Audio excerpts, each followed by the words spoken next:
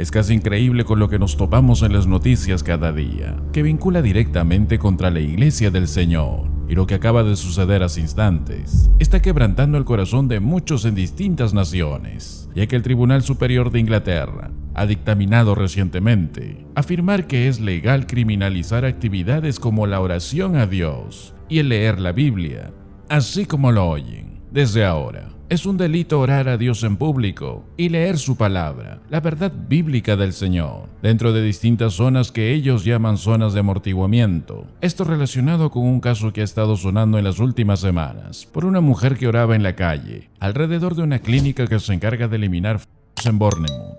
Con esta ley ya vigente, penalizan a personas que oren o lean la Biblia a menos de 150 metros o menos de una cuadra y media de centros que se encargan de este acto antibíblico, por lo que el incumplimiento de esto podría resultar en una multa y hasta 6 meses de prisión.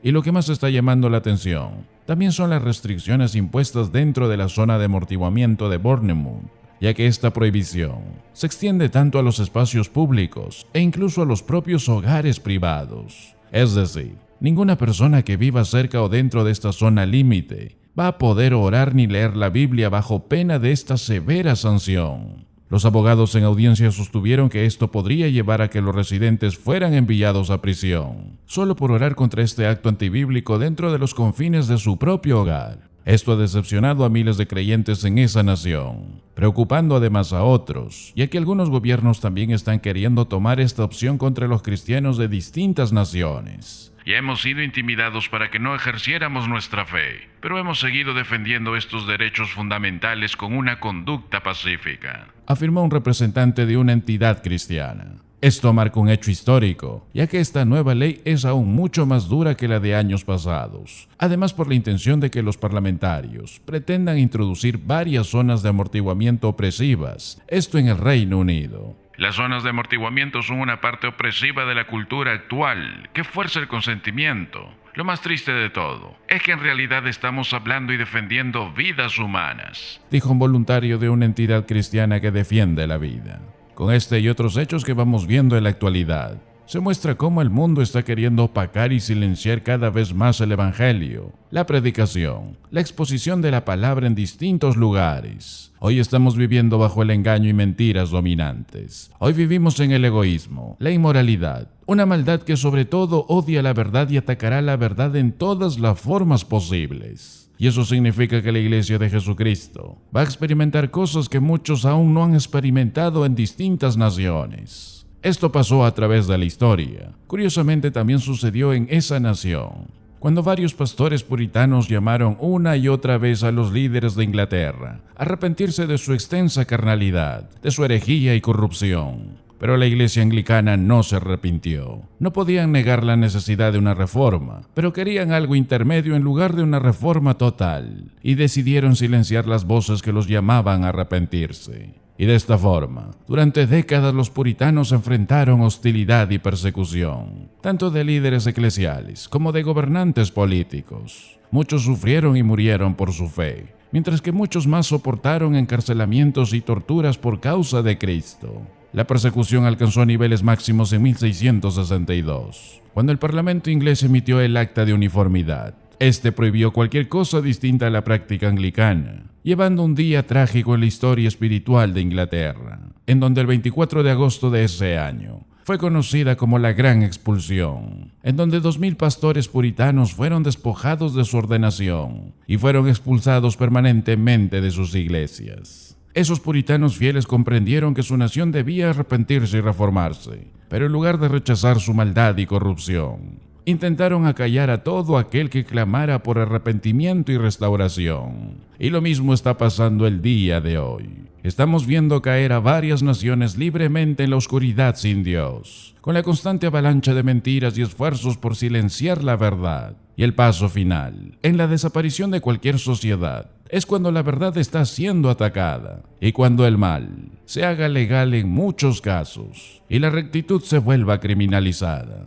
Y como ellos no aprobaron tener en cuenta a Dios, Dios los entregó a una mente reprobada para hacer cosas que no convienen. Y cuando el mundo llegue al tiempo de Apocalipsis 6, cuando lleguen por primera vez a ese día, el mundo sabrá que los cristianos tenían la razón.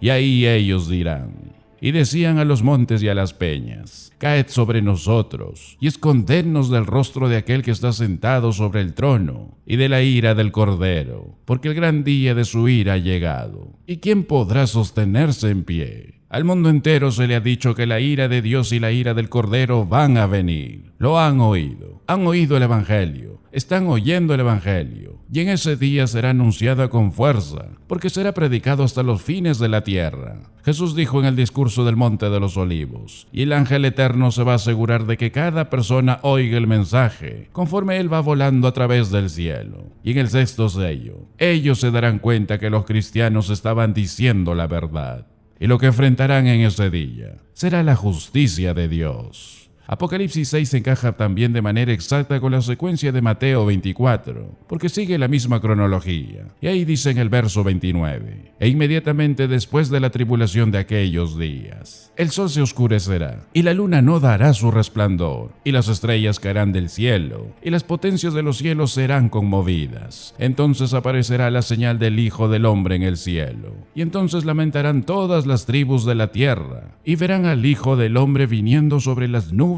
del cielo, con poder y gran gloria. Lucas 21 continúa la misma secuencia, los mismos hechos. El profeta Joel también lo vio: día de tinieblas y de oscuridad, día de nube y de sombra. En el verso 10 el profeta dice: delante de él temblará la tierra, se estremecerán los cielos, el sol y la luna se oscurecerán, y las estrellas retraerán su resplandor. En el verso 30 también lo dice: y daré prodigios en el cielo y en la tierra, sangre y fuego y columnas de humo. El sol se convertirá en tinieblas y la luna en sangre, antes que venga el día grande y espantoso del Señor. El mismo acontecimiento y él lo vio. El profeta Isaías también lo vio. Él escribió de eso en el capítulo 29. Por el Señor de los ejércitos serás visitada con truenos, con terremotos y con gran ruido, con torbellino y tempestad, y llama de fuego consumidor. Por eso los cristianos deben seguir fieles en amor y compasión, la predicación de la verdad de su palabra.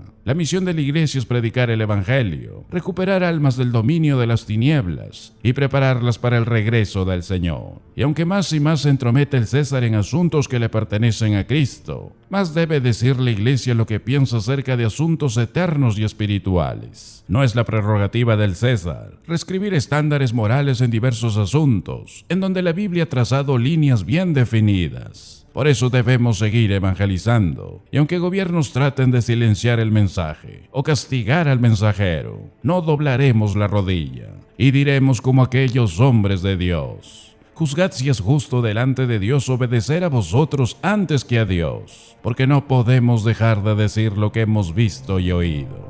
Gracias por ser parte del ministerio de la verdad de su palabra.